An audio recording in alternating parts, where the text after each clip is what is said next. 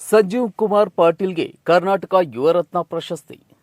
ಬೆಂಗಳೂರಿನ ಕನ್ನಡ ಭವನ ನಯನ ಸಭಾಂಗಣದಲ್ಲಿ ಕರ್ನಾಟಕ ಪ್ರೆಸ್ ಕ್ಲಬ್ನ 2025ನೇ ವಾರ್ಷಿಕ ಪ್ರಶಸ್ತಿ ಸಮಾರಂಭದಲ್ಲಿ ಕಲಬುರಗಿ ಜಿಲ್ಲೆ ಚಿಂಚೋಳಿ ತಾಲೂಕಿನ ವೀರಶೈವ ಲಿಂಗಾಯತ ಸಮಾಜದ ತಾಲೂಕಾ ಅಧ್ಯಕ್ಷರು ಹಾಗೂ ಪತ್ರಕರ್ತರಾದ ಸಂಜೀವ್ ಕುಮಾರ್ ಪಾಟೀಲ್ ಅವರಿಗೆ ಕರ್ನಾಟಕ ರಾಜ್ಯ ಯುವರತ್ನ ಪ್ರಶಸ್ತಿಯನ್ನ ಕನ್ನಡ ಚಲನಚಿತ್ರದ ಹಿರಿಯ ನಟಿಯರಾದ ಶ್ರುತಿ ಅವರು ಪ್ರಶಸ್ತಿ ನೀಡಿ ಸನ್ಮಾನಿಸಿದರು.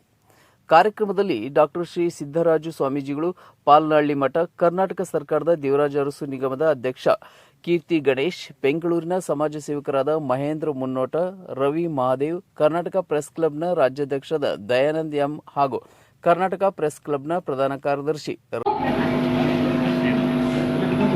ಸಂಜೀವ್ ಪಾಟೀಲ್ ಶ್ರೀಯುತರು ಮೂಲತಃ ಚಿಂಚೋಳಿಯ ಹಲಕೂಡ ಗ್ರಾಮದವರಾಗಿದ್ದು 10 ವರ್ಷಕ್ಕೂ ಅಧಿಕ ಸಮಾಜ ಸೇವೆಯಲ್ಲಿ ತಮ್ಮನ್ನು ತೊಡಗಿಸಿಕೊಂಡು 30ಕ್ಕೂ ಅಧಿಕ ಪ್ರಶಸ್ತಿಗಳನ್ನು ಪಡೆದಿರುವ ಶ್ರೀಯುತರು ಹೋರಾಟಗಾರರು, ಪತ್ರಕರ್ತರು, ಕನ್ನಡ ನಾಡು ನುಡಿಗಾಗಿ ಹಗಲಿರುಳು ಶ್ರಮಿಸಿದರು.